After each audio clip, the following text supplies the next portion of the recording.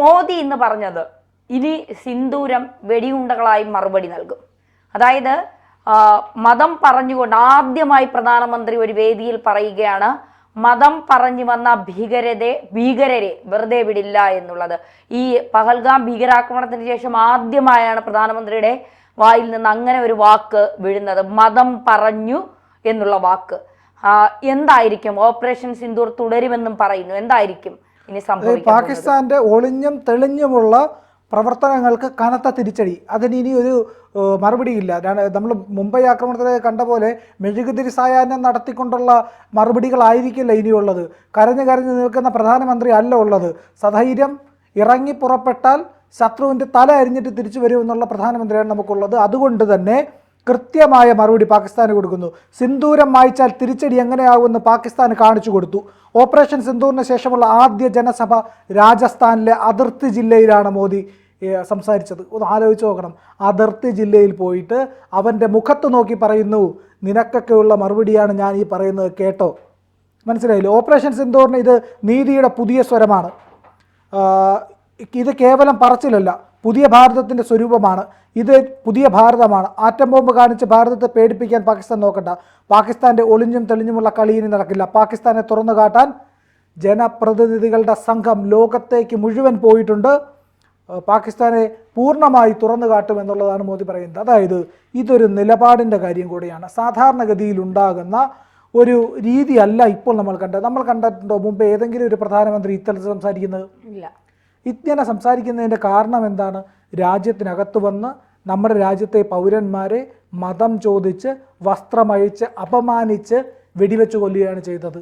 അതും മധുവിധൂർ എന്ന ഒരു ഭാര്യയും ഭർത്താവിനെയും മറ്റൊന്ന് വിരമിച്ച ശേഷം വിശ്രമ ജീവിതം നയിക്കാനെത്തിയ സൈനികോദ്യോഗസ്ഥനെയും കുടുംബത്തെയും വ്യവസായികളായിട്ടുള്ള ആൾക്കാരെ, അങ്ങനെ വിവിധങ്ങളായിട്ട് ഉള്ള മേഖലകളിൽ നിന്നുള്ള സാധാരണ മനുഷ്യരെ, നിരായുധരായ, കയ്യിലൊരു പേനാക്കത്തി പോലും, എന്തിന് ഒരു പേന പോലും എടുത്ത് പിടിച്ചിട്ടില്ല, ഒന്ന് കുത്താനോ പിടിക്കാനോ ഒരു ഈർക്കിൽ പോലും കൈവശമില്ലാത്ത സാധാരണ മനുഷ്യരെ ഇങ്ങനെ വെടിവെച്ച് കൊന്നവർക്കുള്ള മറുപടിയാണ് പ്രധാനമന്ത്രി പറഞ്ഞത്.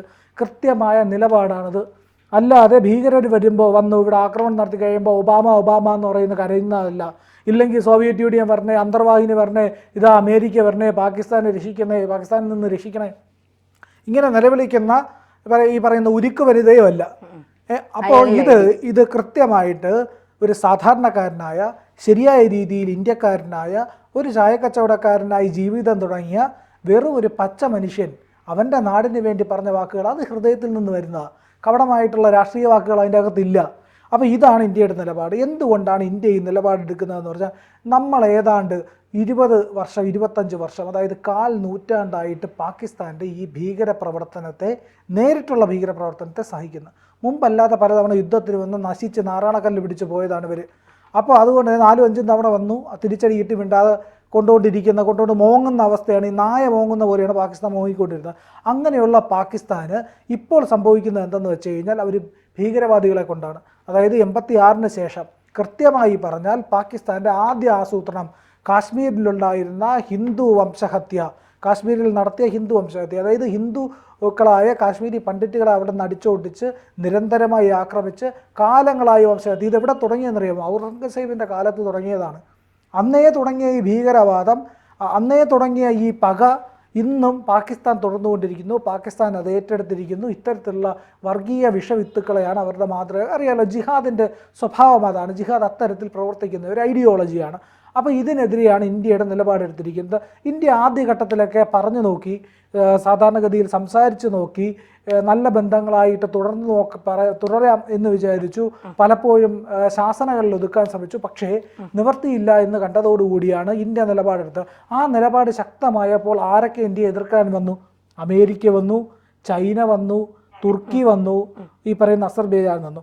അമേരിക്കയും തുർക്കിയും പോലും ഒരു പരിധി വരെ ഇന്ത്യയെ എതിർക്കാൻ നിന്നുള്ളൂ. പക്ഷേ അമേരിക്കയും ചൈനയും പോലും.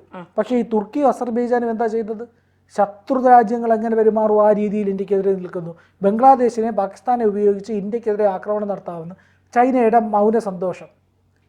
മൗനമായിട്ടുള്ള ഒരു സന്തോഷമുണ്ട്. ആ ചിരിക്കാതെ ഉള്ളിൽ ചിരിച്ചുകൊണ്ട് നിൽക്കുന്ന ചൈനയും അമേരിക്കയും.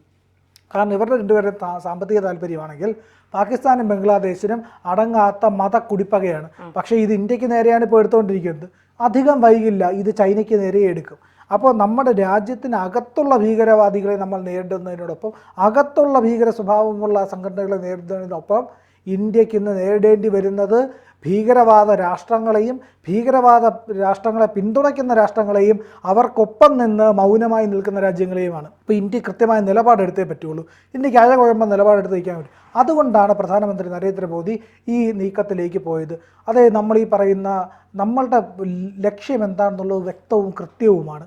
അതായത് ഒരു തരത്തിലുമുള്ള ഈ പറയുന്ന സാധാരണ ജനങ്ങളെയോ പാകിസ്ഥാനിലെ പൗരന്മാരെയോ പോലും തൊടാതെ കൃത്യമായി ഭീകരവാദികളുടെ ക്യാമ്പുകൾ ആക്രമിക്കുക എന്ന് പറയുന്ന നിലപാടാണ് എടുത്തിട്ടുള്ളത്.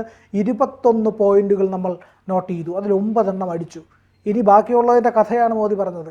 ഇനി ഉണ്ടായാൽ ഈ 21 മുച്ചൂടും മുടിക്കും. പണ്ട് നമ്മുടെ തിരുവിതാംകൂറിൽ ഒരു ചൊല്ലുണ്ട്, അതായത് കുടുംബം കുളം തോണ്ടു എന്ന് പറയും. മനസ്സിലായില്ലേ? ഇവിടെ കുടുംബം കുളം തോണ്ടി അവിടെ മുച്ചൂട് മുടിച്ചിട്ടേ പോവുള്ളൂ എന്നുള്ളതാണ് മോദിയുടെ നിലപാട്. ഇത് ചാണക്യ സൂത്രം എടുത്തൊന്ന് വായിച്ചാൽ കൃത്യമായിട്ട് മനസ്സിലാകും. പക എന്ന് പറഞ്ഞു കഴിഞ്ഞാൽ എങ്ങനെയാവണം എന്നുള്ളത് അതിൻ്റെ അകത്ത് കൃത്യമാണ്. അത് തീർക്കാനുള്ളതാണ്. അതെ, പക കൃത്യമായി തീർക്കാനുള്ളവർ.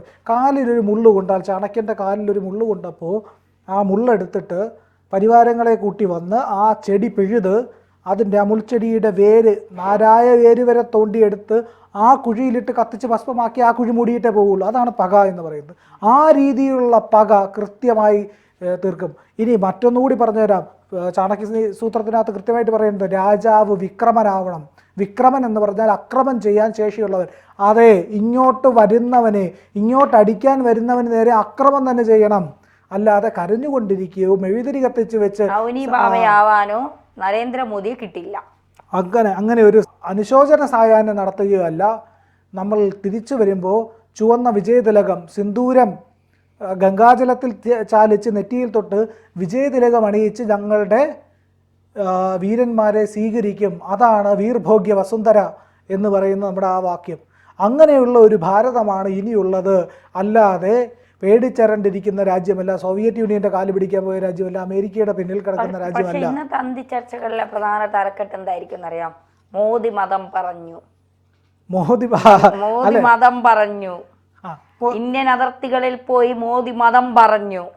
ഈ മതം ചോദിച്ചാണ് ഈ ഭീകരർ കലിമ അത് ചൊല്ലാത്തവരെ തുണിയഴിച്ച് സുന്നത്ത് ചെയ്യാത്തവരെയും വെടിവെച്ച് കൊന്നതിന് കുഴപ്പമില്ല. പക്ഷേ ഇന്ത്യൻ പ്രധാനമന്ത്രി നരേന്ദ്രമോദി ഇന്ത്യൻ അതിർത്തികളിൽ പോയി മതം പറഞ്ഞു.